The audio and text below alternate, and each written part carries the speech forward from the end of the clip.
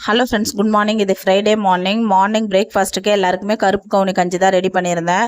அது ஆறுறதுக்காக கொஞ்சம் ஃபேன் போட்டு அப்படியே ஆற வச்சுருந்தேன். சட்டுன்னு ஆறவே ஆறாது. மதியம் லஞ்சுக்கு வந்து புளி சாதமும் உருளைக்கிழங்கு வறுவலும் தான் செய்ய போகிறேன். இதே மாதிரி செஞ்சிங்கன்னா அப்படியே கோவில் புளி சாதம் மாதிரியே சூப்பராக இருக்கும். கண்டிப்பாக ட்ரை பண்ணி பாருங்கள். எல்லாமே ட்ரை ரோஸ்ட்டு தான் பண்ண போகிறோம். 2 ஸ்பூன் தனியா, 1 ஸ்பூன் மிளகு, 1/2 ஸ்பூன் ஜீரகம், 1 கொத்து கருவேப்பிலை, 3 காஞ்ச மிளகா, 1/4 ஸ்பூன் வெந்தயம் போட்டால் போதும். நிறைய போட்டால் கசப்பாக இருக்கும். கொஞ்சமாக வெந்தயம் அது வரைக்கும் போட்டுட்டு நல்லா வறுத்துடணும். அந்த தனியா வாசனை வரும் பாருங்கள், அந்த அளவுக்கு வறுத்துட்டு இறக்குற ஸ்டேஜில் ஒரு 1/4 ஸ்பூன் கடுகு போட்டு படப்படன்னு பொரிஞ்ச உடனே அதை எடுத்து நல்லா கொரப்பாக அரைச்சி வச்சுக்கலாம்.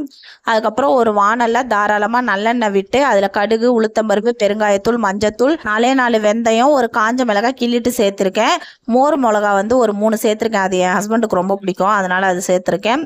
ஒரு பெரிய சைஸ் லெமனை ஊற வச்சு அதோட புளி கரைசலையும் அதில் சேர்த்துக்கலாம். அதுக்கப்புறம் நம்ம பொடி பண்ணியோம்ல, அந்த பொடியையும் அதில் சேர்த்துட்டு நல்லா கொதிக்க விட்டுருங்க. நல்லா எண்ணெய் பிரிஞ்சு வர ஸ்டேஜில் கொஞ்சமாக வெல்லம் சேர்த்தனா சூப்பராக இருக்கும். வத்த குழம்பு, காரக்குழம்பு, அந்த மாதிரி ஐட்டம்ஸ்க்கெலாம் வெல்லம் சேர்த்தனா அந்த டேஸ்ட்டை வந்து நல்லா தூக்கி கொடுக்கும். வேர்க்கடலையும் சேர்த்துருக்கேன், அது சொல்ல மறந்துட்டேன். அதுக்கப்புறம் சாதம் போட்டு கலந்து கொடுத்துடலாம். பசங்களுக்கு லஞ்ச் எல்லாம் பேக் பண்ணியாச்சு. நான் சொன்ன அளவு எல்லாமே ஒரு 5 பேர் சாப்பிட்ற மாதிரி தான் சொல்லியிருக்கேன். அதிகமாக செய்கிற மாதிரி இருந்தால் அதுக்கேற்ற மாதிரி சேர்த்துக்கோங்க. லஞ்ச் எல்லாம் பேக் பண்ணி கொடுத்தாச்சு. என் ஹஸ்பண்டு பசங்கள்லாம் ஸ்கூல் கிளம்பிட்டாங்க. ஒரு 4 நாளாகவே நல்லா காற்று, வறண்டாலாம் ஒரே மண்ணாக இருந்தது. அதான் கழுவி விட்டுட்ருக்கேன்.